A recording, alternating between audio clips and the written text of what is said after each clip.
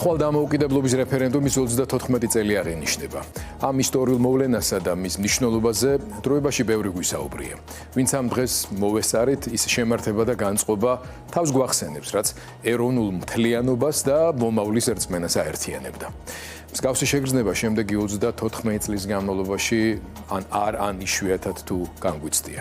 აბსოლუტური ხრწნის ფაზაში გადასული იმპერიის მოცვეთილი კლანჭებიდან თავის დაღწევა ადვილი არ აღმოჩნდა.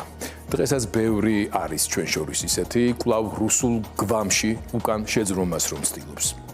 ამჯერად გადავწყვიტე ჩემი ვრცელი სათქმელის ნაცვლად დროებაში სტაჟირებაზე მყოფე 19 წლის სტუდენტის თამარ ჭიალაშვილის განწყობა გადმომეცა.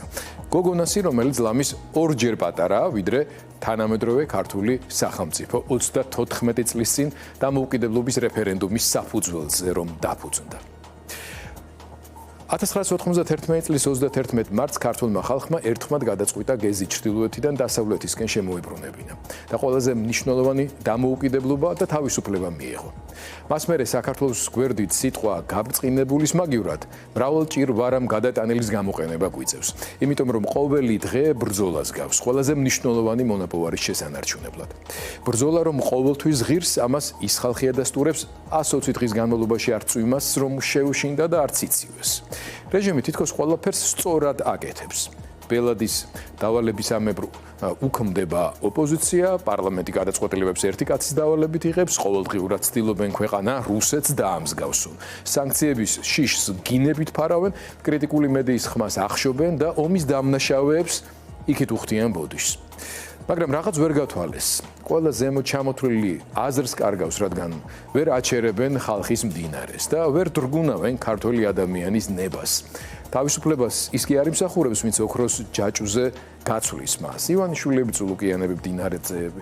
თავისუფლებას იმსახურებს ის სინდისის პატიმარი, ქვეყნის სიყვარულის გამო საკანში გამომწვეულს მზის სხივები რომ ენატრება.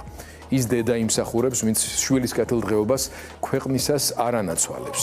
და ის გოგოც, რომელიც მდუმარეთ ყველაზე ხმამაღლა ყვირის რომ ანწუხელიძე უკვდავია. როცა ომის დასაწყისში ყველაზე კრიტიკულ ღამეს კიევს რუსები უტევდნენ, პოეტმა ნატო ინგოროყვამ ლექსი დაწერა ასეთ სათაურით: ღმერთო, არ ჩაგეძინოს. კიევი გადარჩა. და როცა 31 მარტს, ანუ ხვალ რუსთაველზე შეკრებილ თავისუფლების მოსურნე ხალხს გადმოხედავ, ღმერთო, მინდა იცოდე, რომ თავისუფლებისთვის ბრძოლაში არასოდეს დავიძინებთ და დავნებდებით.